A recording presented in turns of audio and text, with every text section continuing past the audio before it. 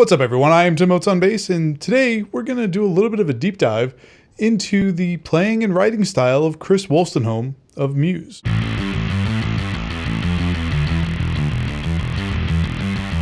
When I think of Chris Wolstenholme, I think of a few things. Iconic bass lines like Hysteria, using of effects to really elevate the sound, including the Chaos pad, and of course, impeccable control of his finger power. Now obviously he brings a lot to the table, but what I actually want to focus on today is talking about some of the elements of his writing and playing that are not necessarily at the forefront, but are actually really critical to developing Muse's overall sound.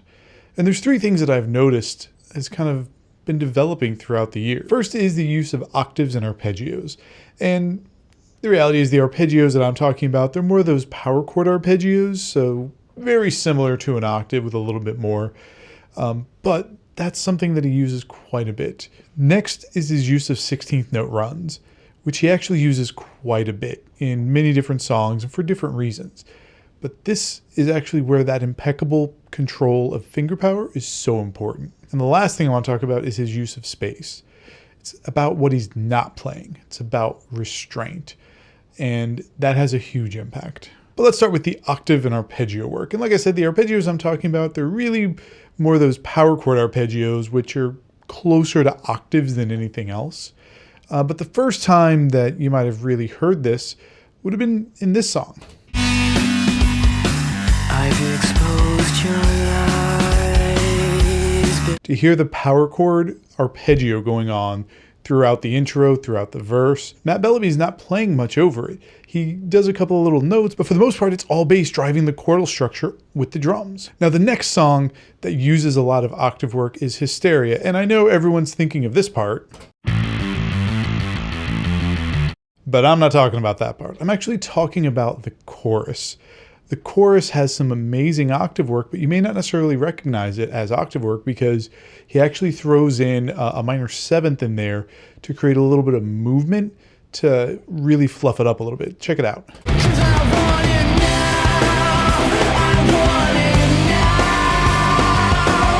Do you hear the hammer-on in there? That's that minor seventh that I'm talking about. It's only there just long enough to allow him to hammer on back into the octave, but it's all octave work throughout the chorus. And the reality is it's actually a simple box pattern, but you wouldn't even necessarily notice that because there's so much going on with the way he's using the octaves. And like I said, throwing in that minor seventh to give it a little bit more movement. The next song that I want to highlight is literally all octaves. It is nothing but octaves from the moment he starts playing all the way until the end. Check it out.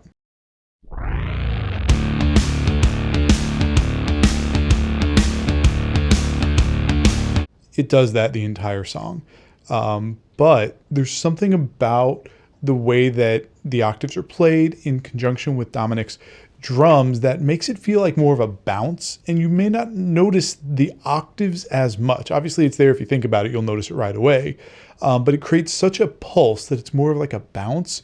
And because it's consistent and constant throughout the song, it really kind of falls back in the mix, and you end up focusing way more on what Matt Bellamy is doing, the vocals, things like that, to hear the song as a whole, and the drums and bass just kind of repeating that bounce, that octave groove. It just kind of fades in the background. But there's one more I want to highlight, and that's actually Panic Station. Now in the chorus, he's actually playing octaves, but he's climbing the minor scale while he does it. And the way that he's climbing the minor scale, it makes it so you don't necessarily hear that it's literally all octaves, because he's changing up the rhythm just enough that it focuses a little bit more on the minor scale climb than it does the octave. Check it out.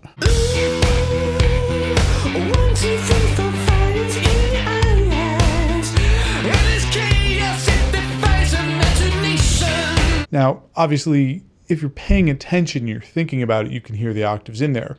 But he's doing just enough of a bounce, moving it through that minor scale in such a way that the octave work falls in the background, and it's more about the climb than anything else. Now let's transition to the next part, which is about the 16th note runs. He does this quite a bit. And if you want an example of what I'm talking about, let's start with Stockholm Syndrome.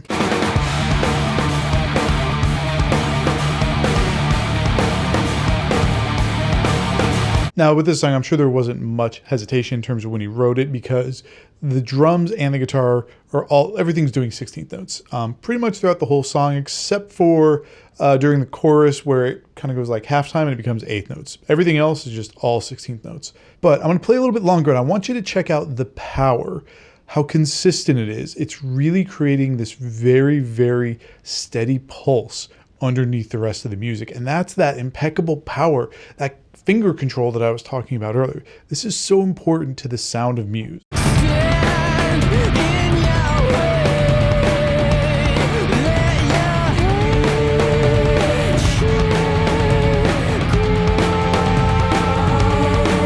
And he does that the entire song.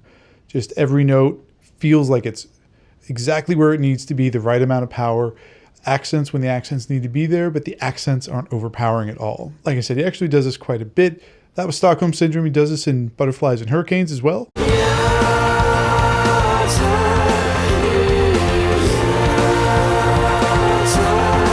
That one, the bass and the guitar matching again. Also does it in Map of the Problematic.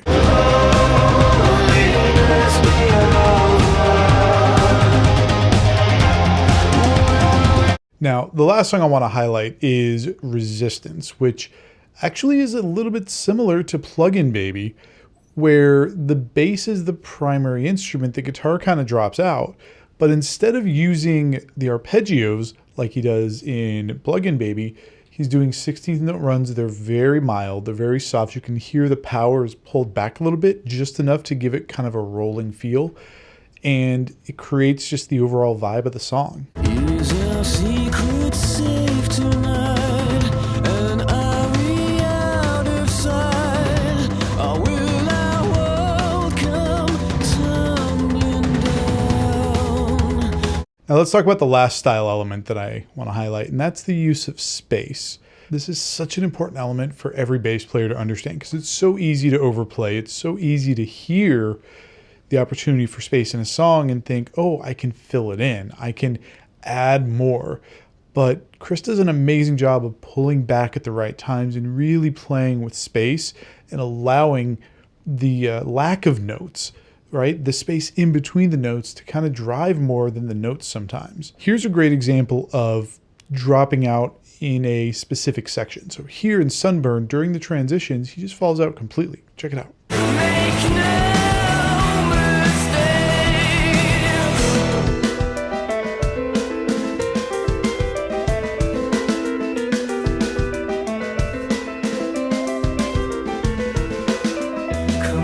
Completely drops out, but he actually continues to play with space in the song, because in the verse he goes in and out as well, where he's playing and then space and then playing and then space. Check it out. Come let the truth be shared.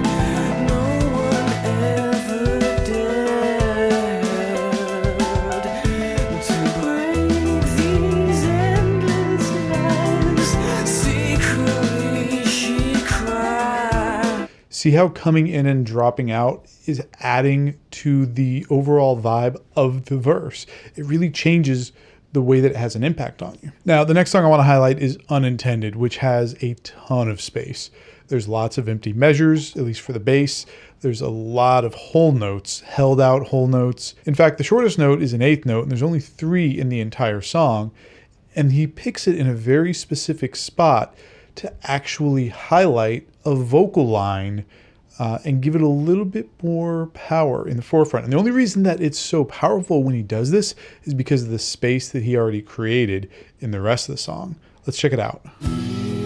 Could be my unintended choice to live my life extended. Did you hear the movement in the bass? The couple of quick little 8th notes, but for the most part, it's like dotted quarter notes, half notes, whole notes. He's picking this spot to highlight just a couple of key phrases in the vocals. And that's the most complicated part in the entire song. And it's definitely with a purpose. Again, the only way you get this amount of impact from this bass line is by showing restraint in the rest of the song. Now, the last song I want to highlight here is Supermassive Black Hole, which you may not actually think has a lot of space in it because there is quite a bit going on in the song as a whole, but he's really picking his spots, specifically in the verse, to kind of hold back. In fact, the verses only have 4 bass notes the entire verse. Let's check it out.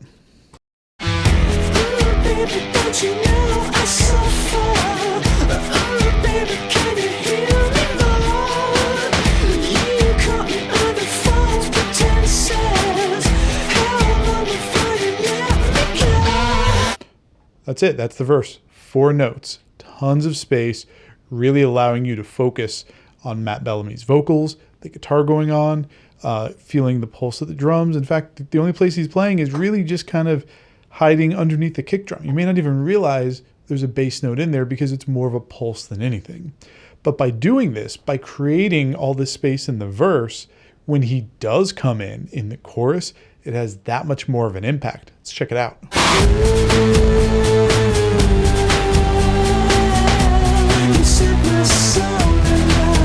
That chorus line drives so much more because there's hardly any bass in the verse.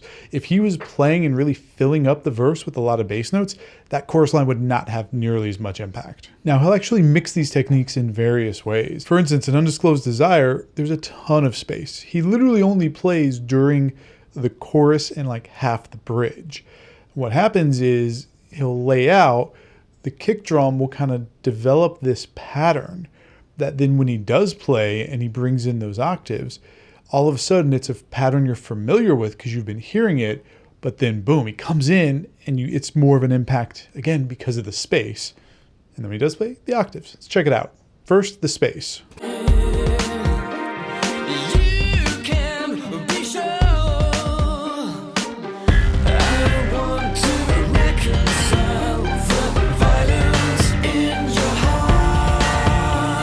So did you hear it there? Dominic is getting that kick drum going, establishing the rhythm, but there's no bass going on there. And then when Chris comes in with the bass, all of a sudden it's a pattern you're familiar with, and you really get to experience what he's doing with those octaves in the bass line, and it's that much more powerful. In Dead Inside, there's a lot of space within the measures, so there'll be 2 beats of space within the line, but it's a very hard stop. It's a very clear space. But when he does play, it's all 16th notes, with the exception of the bridge, which is more like dotted 8th note runs, but that's just to create some diversity in the rhythm. But it's mostly 16th notes throughout the song when he's playing, because there's a lot of space still in there. And then when he is playing, actually all of the note choices, it's octave work, except for the bridge. Again, different situation. So I'm going to play the line. Check it out. See if you can hear the 16th notes, the space, and the octave work. Get inside.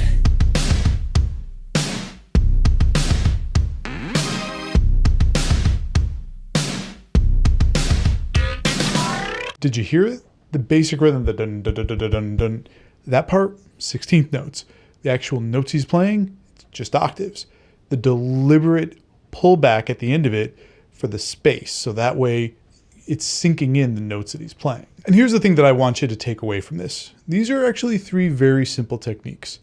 Anyone can play 16th notes, anyone can play octaves or simple arpeggios, anyone cannot play and put space in, but you got to know when to do it. You got to practice it. And all the great bass players, if you really listen to what they're doing, they're not doing these insane runs like Hysteria all the time. Most of their bass playing is really rooted in the fundamentals.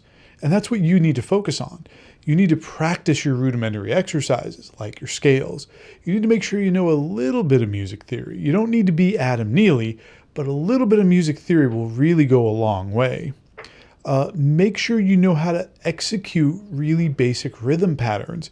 And when I say execute, I don't just mean play the notes, but well, consistent, where it's a steady pulse, where you can control the power. And then lastly, make sure you're thinking about space. You don't need to fill in as many notes as possible. There are times when not playing is going to have a far greater impact. Practice some restraint, add some space into your writing. You'd be amazed how far it goes. So I hope this video was helpful. I hope you enjoyed it. If you did, please give me some comments, give me some likes. Let me know who else you want to see me break down. Let me know in the comments You at home keep making beautiful music, and I will see you in the next one.